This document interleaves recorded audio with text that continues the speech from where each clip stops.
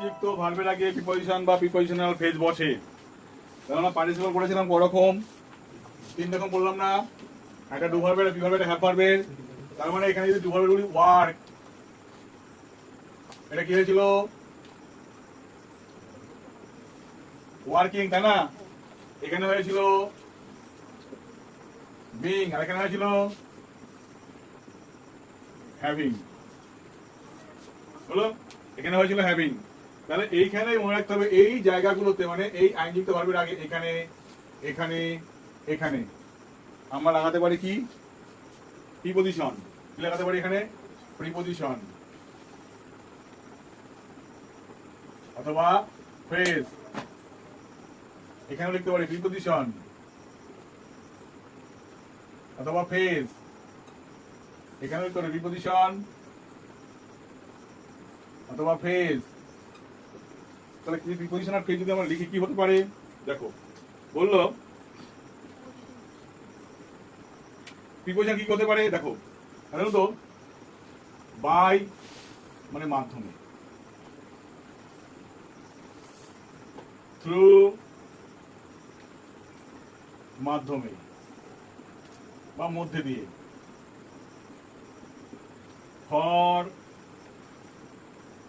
জন্য, এরকম আরো হতে পারে, অনেক হতে পারে। ঠিক আছে, কি বললাম? সব করলাম না আমরা। টিএস আর ইউজিএস।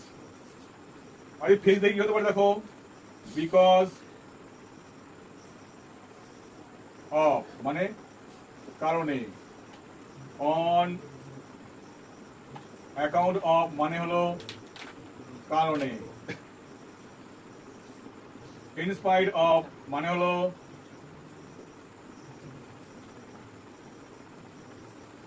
সত্ত্বেও, ইনস্টেড অফ মানে হলো পরিবর্তে। আরো এরকম হাজার হাজার হতে পারে। বুঝে গেল? তো এইগুলো ব্যবহার করবো এই জায়গাটা ব্যবহার করবো কার আগে?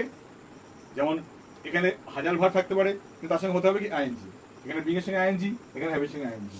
এর প্রশ্ন হলো এরপরে কি আসতে পারে? এই যে বিং লিখলাম, বিং এর পরে মাথায় রাখতে হবে হয় অ্যাডজেক্টিভ এডিজে আনতে হবে, না হলে ভি3 আসতে হবে, না হলে আর্টিকেল প্লাস নাউন আসতে হবে। এখানে নাউন আসতে হবে। ঠিক আছে, কি বললাম?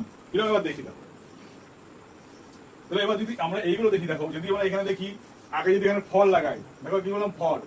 তাহলে ফর ওয়ার্কিং মানে কাজ করার জন্য, ফর বিং মানে হওয়ার জন্য, ফর হ্যাভিং মানে থাকার জন্য। হয়ে গেল। বাই ওয়ার্কিং মানে কাজ করার মাধ্যমে, বাই বিং মানে হলো হওয়ার মাধ্যমে, বাই হ্যাভিং মানে থাকার মাধ্যমে। হলো, বললাম। এবার এদিকে আসি, বিকজ অফ ওয়ার্কিং কাজ করার কারণে, বিকজ অফ বিং মানে হওয়ার কারণে, বিকজ অফ হ্যাভিং মানে থাকার কারণে। বুঝতে পারলাম কি বললাম? তার মানে এইসব আগে এইগুলো একটা করে বসিয়ে দেবো, আমার কাজ কমপ্লিট হয়ে গেছে। এবার যদি আমরা গঠনগুলো দেখি, তাহলে আমাদের আর কাজগুলো সহজ হবে। কিরকম দেখি? যদি গঠন 1 আর গঠন 2 দেখবো, তাহলে এই গঠন 1 আর 2 দেখি কি দেখবো? আগে আগে আসবে কি? প্রিপজিশন। আগে লিখবো প্রিপজিশন অথবা ফ্রেজ। কি লিখবো? অথবা ফ্রেজ। হলো, তারপরে আসবে পার্টিসিপল, PARTICIPLE। তারপরে আসবে কমা, কমার পরে আসবে মূল সেন্টেন্স। হলো, তবে এটা মাথায় রাখতে হবে, আগে পার্টিসিপলের কাজ কি হচ্ছিল? আগে পার্টিসিপলের কাজ কি হচ্ছিল? আগে হচ্ছিল এই যেহেতু প্রিপজিশন আর ফ্রেজ আগে বসছে, তাহলে এর কাজ কি হবে? পরে হবে। এর কাজ কি হবে? কাজ হবে, এর কাজ, এর কাজ পরে বা উদ্দেশ্য থাকতে হবে। ঠিক আছে? তাহলে এর কাজ হবে পরে অথবা উদ্দেশ্য থাকতে হবে। আর মূল সেন্টেন্সের কাজ হতে হবে আগে। কি হতে হবে? কাজ হতে হবে আগে। কাজ আগে হতে হবে। যদি গঠন 2 নম্বরে আসি, গঠন, তাহলে কি হতে পারে? আগে মূল সেন্টেন্স চলে আসলো,